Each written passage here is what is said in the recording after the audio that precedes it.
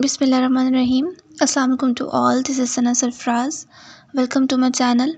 आज के इस वीडियो का मकसद ये है कि मैं आपके साथ एक तो अपना इंटरव्यू एक्सपीरियंस फिर से शेयर करूं, और सबसे ज़्यादा इम्पॉर्टेंट चीज़ इसमें जो मेन फोकस है मेरा, वो इंट्रोडक्शन पे है कि आपने इंट्रोडक्शन किस तरह से देना है और किस तरह से आपने टैकल करना है क्वेश्चंस को।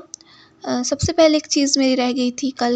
डिफरेंट कैंडिडेट्स और भी थे जिन्होंने मुझे टेक्स्ट करके कहा कि उनका टेस्ट क्लियर हो गया है। तो ये सब जो है, मोहम्मद ख़ान, हुसैन, शुमाइला, पारसा, यूसुफ, चौधरी, अब्दुल रहमान, सफ़ूरा, आप सबको बहुत ज़्यादा मुबारकबाद। और अब यही उम्मीद करते हैं कि इंटरव्यू में भी आप लोग जो हैं वो कामयाब हों और अच्छा जो है वो आपका एक फ़्यूचर स्टेबलाइज हो जाए।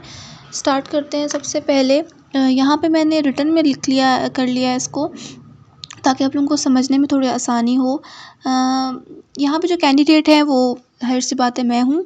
ये मैंने अपना एक्सपीरियंस ही यहाँ पे लिखा है। और मेंबर 2 और 3 जो है वो सब्जेक्ट स्पेशलिस्ट हैं, जबकि जो चेयरमैन है वो मैंने यहाँ पे मेंशन किया हुआ है जो जो उन्होंने क्वेश्चंस किए थे। सबसे पहले आपने जो इंट्रोडक्शन देना है, बहुत से लोग कहते हैं कि इंट्रोडक्शन ज़्यादा लंबा आप दें, जिसमें सारे आप अपनी डिग्रीज़ का बताएं और सारी मतलब किस ईयर में आप पास आउट हुए, उसके अलावा जितनी भी आपकी मतलब सिटी का बताएं, डिस्ट्रिक्ट का बताएं। बहुत ज़्यादा लंबा इंट्रोडक्शन मेरे ख़्याल से इतना ज़्यादा सही नहीं होता। बहुत टाइम हो जाता है, लग जाता है, और बहुत एक बोरिंग सी चीज़ बन जाती है। ठीक है, आपने अपने आप को इंट्रोड्यूस करवाना है, वो विदिन 1 मिनट मेरे ख़्याल से इनफ है, या ज़्यादा से ज़्यादा आप 1.5 मिनट में ही इसको वाइंड अप करें। इतना ज़्यादा टाइम ना उनके पास है ना आपके पास है। और दूसरी बात ये है कि आप जब बहुत ज़्यादा लंबा इंट्रोडक्शन देते हैं ना, तो कुछ जो है वो इंटरव्यूज़ में ऐसा हुआ कि वो बीच में रोक देते थे कि ठीक है अब आप ये बताएं, या जो भी इस तरह से क्वेश्चन करते हैं। आपके जो एकेडमिक्स होते हैं ना, जो आपकी डिग्रीज़ होती हैं, जो आपका डोमिसाइल होता है, सारे डॉक्यूमेंट्स आपके जो ओरिजिनल होते हैं वो चेयरमैन के टेबल पे होते हैं, उसके सामने होते हैं। तो वो वहाँ से सारी चीज़ें देख लेते हैं। आप जैसे एंटर होते हैं ना, आपके एंटर होने से पहले आपके डॉक्यूमेंट्स चेयरमैन के टेबल पे पहुँच जाते हैं। ठीक है, और वो उसको देखना शुरू कर देते हैं। आपके डोमिसाइल का ऑब्वियसली उनको पता चलता है कि आप किस डिस्ट्रिक्ट से हैं। ठीक है, ये चीज़ बतानी चाहिए, लेकिन वैसे मैं आपको बता रही हूँ कि उनको किन किन चीज़ों का पता चल जाता है। आपकी मैट्रिक की डिग्री वो देखते हैं, एफएससी की, और उसके अलावा बीएससी या बीएस जो भी आपने किया हुआ है, मास्टर्स किया हुआ है उसकी, एमफिल किया हुआ है उसकी। ठीक है, ज़्यादातर ये एमएससी तक ही देखते हैं, आगे देखते ही नहीं हैं। क्योंकि जब आपके डॉक्यूमेंट्स कलेक्ट होते हैं ना, उस टाइम पे वो एमफिल की ट्रांसक्रिप्ट हो या डिग्री हो, वो कंसिडर ही नहीं करते। वो कहते हैं आप अपने पास रखें। तो आपके बीएस लेवल तक या आपके एमएससी लेवल तक आपकी डिग्रीज़ जो हैं वो आपके या ट्रांसक्रिप्ट जो होती है, ज़्यादा इंपॉर्टेंट ट्रांसक्रिप्ट है, ट्रांसक्रिप्ट ही लेते हैं वो, डिग्री नहीं मांगते। ट्रांसक्रिप्ट जो है वो वहाँ तक देख लेते हैं, उनको पता चल जाता है आपके एकेडमिक्स का। ठीक है, बस आप जब इंट्रोड्यूस कराएं अपने आप को, अपना नाम बताएं, अपने फादर का नेम बताएं, किस सिटी से आप बिलोंग करते हैं ये आपको बताना चाहिए, डिस्ट्रिक्ट आपका कौन सा है।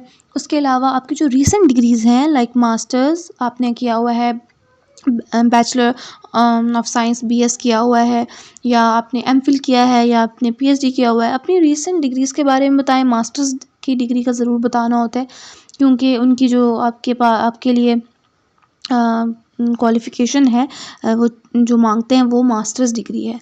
तो ये बता के किस ईयर में आपने किस इंस्टीट्यूट से कंप्लीट किया, ये ज़रूर बताना होता है। उसके बाद अगर आपने एमफिल किया है तो अपना रिसर्च का टाइटल आप बता सकते हैं। मेरे ख़्याल से इतना इंट्रोडक्शन काफ़ी होता है, आगे से वो खुद ही आपसे क्वेश्चनिंग स्टार्ट कर देते हैं। नेक्स्ट जो चेयरमैन ने मुझसे क्वेश्चन किया था वो ये था कि क्या आपने मेडिकल फ़ील्ड क्यों नहीं चूज़ की, और ये वाले सारे क्वेश्चन जो हैं आप लोगों के इंटरेस्ट के नहीं हैं, मैं वैसे बता रही हूँ, तो इसको स्किप कर देते हैं। ये आप लिखा हुआ देख सकते हैं, मुख्तलिफ़ क्वेश्चंस हुए थे, मतलब जैसे कैजुअल एक कॉन्वर्सेशन होती है, तो बहुत इसमें मतलब मुझसे पूछा था। यहाँ पे एक चीज़ मैं मेंशन कर दूँ कि आपने अपने सर्टिफिकेट्स या स्कॉलरशिप्स वगैरह ये बताने नहीं, मतलब लेके नहीं जाने होते। कुछ लोग पूछते हैं कि हम उसको डालें, वो लेंगे नहीं, वो नहीं लेते आपके इस तरह के डॉक्यूमेंट्स, ठीक है। लेकिन ये है कि अगर आपसे वो क्वेश्चन करते हैं तो ज़रूर बताएं, ये आपका एक कहा जा सकता है कि एक प्लस पॉइंट है। उन्होंने मुझसे मेरे स्कॉलरशिप्स वगैरह के बारे में, सर्टिफिकेट्स के बारे में, तो मैंने सारे throughout 5th standard, 8th standard, then SST, then HSC, उसके अलावा BSc में जो मुझे मिला, फिर सारा मतलब सारा कुछ मैंने बताया था। चेयरमैन ने फर्स्ट क्वेश्चन मुझसे किया था, what is environmental chemistry, and I answered in the simplest words, what is acid rain, what are the impacts of it on soil. ये भी क्वेश्चन भी मैंने जो है वो आंसर किया था, सॉइल पे क्या इम्पैक्ट होता है इसका। इसके अलावा उन्होंने मुझसे एक और क्वेश्चन किया था, मैं यहाँ पे लिखना भूल गई, कि इसका बिल्डिंग्स वगैरह पे या मतलब मोनूमेंट्स पे क्या असर होता है। तो ये बहुत आसान सिंपल बेसिक क्वेश्चन है, इसका भी आंसर आपने कर देना है अगर आपसे किया जाए। What is alkaline soil, its characteristics, इसका आंसर भी मैंने कर दिया था। Alkaline soil as the name indicate it has pH more than 7 और स्पेसिफिकली pH मोर देन 8। और इसकी एक कैरेक्टरिस्टिक ये होती है कि इसमें ना वाटर जो है वो ये एब्जॉर्ब नहीं करती वो सॉइल, तो वाटर वहीं पे वहीं पे रहता है, ठीक है। जिसकी वजह से जो है वो ज़ाहिर सी बात है क्रॉप्स वगैरह नहीं ग्रो कर पाती। What do you know about minerals, तो मिनरल्स के बारे में सिंपल क्वेश्चन था चेयरमैन का कि मिनरल्स क्या होते हैं, मैंने उनको आंसर किया। And then he asked me about what is toxicity and how can you explain LD50। Toxicity तो आसान है ना, इसको तो आप एक्सप्लेन कर सकते हैं। How can you explain LD50। LD50 कहते हैं लीथल डोज 50 को, मतलब ये है कि लेट्स से एक साइंटिस्ट ने एक ग्रुप लिया, ठीक है, टेस्ट ग्रुप, जिस पे उसने टेस्ट करना है एनिमल्स का। अब राइस नहीं, माइस लिए, और उस डोज के असर से क्या हुआ कि 50% पॉपुलेशन जो है वो उसका खात्मा हो गया, उसकी डेथ हो गई। तो लीथल डोज 50 का मतलब ये है कि आप वो डोज जब किसी ग्रुप में इंट्रोड्यूस करवाते हैं तो उस ग्रुप की हाफ पॉपुलेशन अगर उसकी डेथ हो जाती है तो उसको कहते हैं लीथल डोज 50। ये एक्यूट टॉक्सिसिटी को इंडिकेट करता है। Then he asked me about a diamond. Is diamond a mineral and what is its characteristics? तो yes, diamond एक mineral है और hardest known जो है आपके पास substance है। Then he asked me about my research. उसके बाद उन्होंने पूछा DNA क्या होता है, DNA बाइंडिंग क्या होती है, मेजर और माइनर ग्रूव क्या होते हैं, और एक और कोई क्वेश्चन किया था वो मेरी रिसर्च से रिलेटेड था, उसका भी मैंने आंसर कर दिया था और ये चीज़ें मैंने डिटेल में बताई थी। उसके बाद मुझे चेयरमैन ने कहा कि आप DNA का जो मॉडल है वो बोर्ड पे ड्रॉ करें और उसके बाद उसकी केमिस्ट्री जो है वो समझाएं। तो मैंने उसका मॉडल बनाया, देन मैंने उसकी proper with its nitrogenous base और फॉस्फेट ग्रुप और शुगर के साथ मैंने उसका जो है वो पूरा केमिकल कंपोजिशन ड्रॉ की। देन मैंने उनको प्यूरिन्स और पायरिमिडीन्स का बताया और एक्सप्लेन किया with the help of examples, तो जिसकी वजह से वो बहुत ज़्यादा जो है वो खुश हुए इस चीज़ को देख के। 3 से 4 मिनट मुझे तकरीबन लगे, या जस्ट इतना ही टाइम लगा था। और मैं वहीं पे बोर्ड के पास ही खड़ी हुई थी क्योंकि उन्होंने मुझे अभी तक बैठने को नहीं बोला था, तो मैं खड़ी हुई थी। अच्छा, उसके बाद मैंने इसको पूरे टॉपिक को समराइज़ कर दिया कि मैंने क्या क्या यहाँ पे आपको एक्सप्लेन किया है। समरी, जैसे हम शॉर्ट समरी देते हैं ना सारे पॉइंट्स को एक दफ़ा, जैसे टीचर्स हमारे करते हैं कि सारा कुछ पढ़ाने के बाद उसको समराइज़ कर देते हैं कि आज हमने ये पढ़ा, ठीक है। उसके बाद जो सेकंड मेंबर थे, मैं वहाँ खड़ी हुई थी बोर्ड के पास, तो उन्होंने मुझसे क्वेश्चन किया कि what is inner pair effect, और टिन का इनर पेयर इफेक्ट आप मुझे एक्सप्लेन करें। तो मैंने वहाँ पे बोर्ड के पास खड़े हुए ही, मेरे हाथ में मार्कर था, तो मैंने वहाँ पे उनको एक्सप्लेन कर दिया। मुझे जब मैं किसी को समझा रही होती हूँ, या जैसे हम यूनिवर्सिटी में ना उस फ्रेंड्स को समझा रहे होते हैं इस तरह, या किसी स्टूडेंट को जब मैं पढ़ा रही होती हूँ, तो मैं एक्सप्लेन करना, उसको लिख के ज़्यादा एक्सप्लेन करना मुझे अच्छा लगता है। सो मैंने उनका जो क्वेश्चन था उसका आंसर मैंने एक्सप्लेन करके दिया, और उसके बाद बस उन्होंने कहा कि अब जो है नेक्स्ट मेंबर को कहा कि आप अब क्वेश्चन कर सकते हैं। उन्होंने मुझसे ये क्वेश्चन किया कि सबसे पहले आप ऑर्बिटल हाइब्रिडाइजेशन के बारे में बताएं and explain this in simplest words. जैसे आप किसी FSC के स्टूडेंट को पढ़ाते हैं ना, तो आप अब जो मुझसे क्वेश्चन कर रहे थे, जो मेंबर नंबर 3 थे, ऑब्वियसली वो मेरे से सीनियर थे, बहुत ज़्यादा एक्सपीरियंस था उनका, और मतलब उनको अगर ये कहा जाए कि उस टॉपिक के बारे में मुझसे ज़्यादा अच्छा डेप्थ में बताओ तो ये कहना गलत नहीं होगा। लेकिन हमने जब पढ़ाना होता है, हमारी जो पोस्ट है उसमें हमने ये देखना होता है कि हमारे सामने जो हमारे बैठे हुए हैं वो स्टूडेंट्स हैं और उनको वो चीज़, उनके लिए वो टॉपिक नया है, उनको किस तरह से आप समझा सकते हैं। मेरे पास अगर कोई एमएससी की स्टूडेंट आती है तो उसको अगर मैं ये टॉपिक एक्सप्लेन करूँ तो उसको एक्सप्लेन करने में मेरा मेथड चेंज होगा, ठीक है। मैं उससे थोड़ी कॉम्प्लेक्स वर्डिंग यूज़ करूँगी, मैं उससे थोड़ी कॉम्प्लेक्स एग्जांपल्स के साथ समझाऊँगी, ऐसे वर्ड यूज़ करूँगी जो उसको पहले से पता होंगे। लेकिन अगर कंपैरेटिवली मेरे पास एक एफएससी का स्टूडेंट आता है, उसको मैंने पहली बार वो चीज़ पढ़ानी है, ठीक है। तो ये मेरे ख़्याल से ज़्यादा मुश्किल चीज़ है। आप एक माइंड में एक नई चीज़ डाल रहे हो, ठीक है। अब आप उसको गलत तरह से भी कर लेके जा सकते हैं। गलत तरह से लेके जाने का मतलब ये है कि आप उसको सही तरह से एक्सप्लेन ही ना करें। उसके हाफ़ कॉन्सेप्ट्स तो वहीं धरे के धरे रह जाएँ कि मुझे ये चीज़ें क्लियर ही नहीं हुई और आप नेक्स्ट टॉपिक पे चले जाएँ।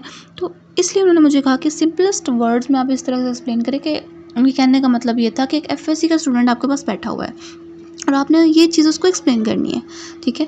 तो मैंने इसी तरह से, आप जब भी कोई चीज़ पढ़ाते हैं ना या समझाते हैं किसी को, तो ज़्यादातर थ्योरीज़ में क्या होता है कि पीछे उसकी एक बैक थ्योरी होती है, एक थ्योरी होती है जो कुछ पॉइंट्स को क्लियर नहीं कर पा रही होती, तभी नई थ्योरी जो है वो जनरेट होती है। तो मैंने उसकी बैक थ्योरी बताई कि वीबीटी थी और वीबीटी में क्या क्या चीज़ें एक्सप्लेन नहीं हुई थी, कुछ क्वेश्चंस अनआंसर्ड रह गए थे जिसकी वजह से ऑर्बिटल हाइब्रिडाइजेशन का कॉन्सेप्ट आया, ठीक है। बैक स्टोरी बताने के बाद मैंने बताया कि व्हाट इज़ ऑर्बिटल हाइब्रिडाइजेशन और इसका प्रिंसिपल क्या है, सारी चीज़ें मैंने उनको जो है वो एक्सप्लेन कर दी थी।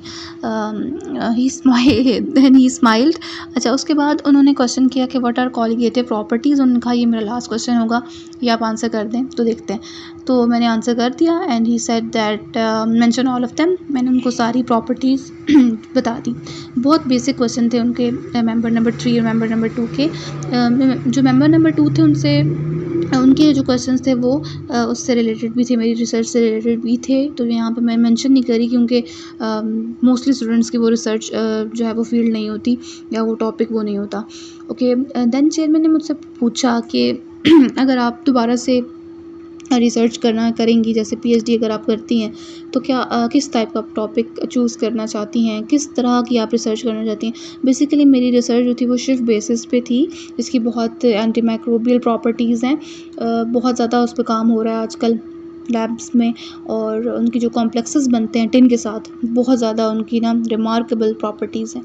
तो वो ये मुझसे पूछना चाह रहे थे कि मैं किस टाइप की रिसर्च आप करना चाहती हूँ, उसके क्या फ़ायदा होगा उस रिसर्च का बेसिकली। तो मैंने आंसर कर दिया, मेरी रिसर्च से रिलेटेड था और मेरे माइंड में एक चीज़ थी जो मैंने उनसे शेयर की।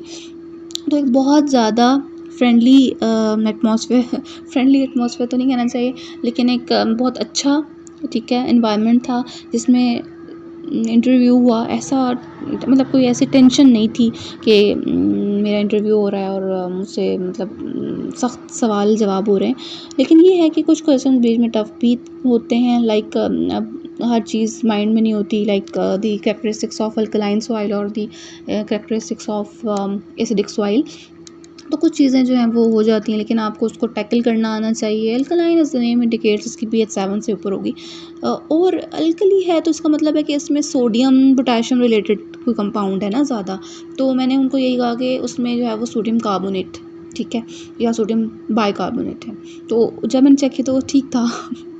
तो ये चीज़ें जो है वो थोड़ी सी, आप उस टाइम पे आपको टाइम होता है 1 मिनट का, या इस तरह से आप थोड़ा बहुत सोच के उनको आंसर कर सकते हैं। फ़ौरन से नहीं बोलना आपने, थोड़ा देखें उस क्वेश्चन को, समझें, उसके बाद आंसर करें कि ये चीज़ें जो हैं वो बहुत जल्दी में आंसर करने से भी गलत इम्पैक्ट पड़ता होता है।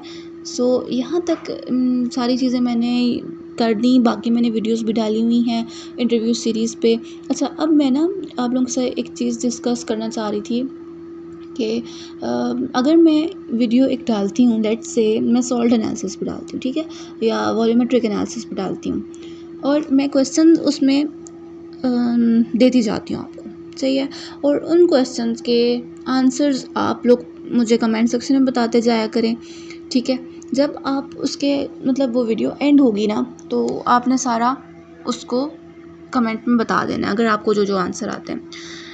उसके बाद मैं वीडियो डालूँगी जिसमें मेरे ख़्याल से ये करेक्ट आंसर है। मैं मतलब जो करेक्ट आंसर्स होंगे वो एक्सप्लेन होंगे उसमें, और एंड पे फिर जो है वो जो उसके करेक्ट आंसर्स हैं वो मैं एक वीडियो में फ़ौरन से उसके 1 आवर के बाद अपलोड कर दिया करूँ। उसमें मैं कुछ बोलूँगी नहीं, लेकिन उसमें सिर्फ आंसर्स होंगे, ठीक है?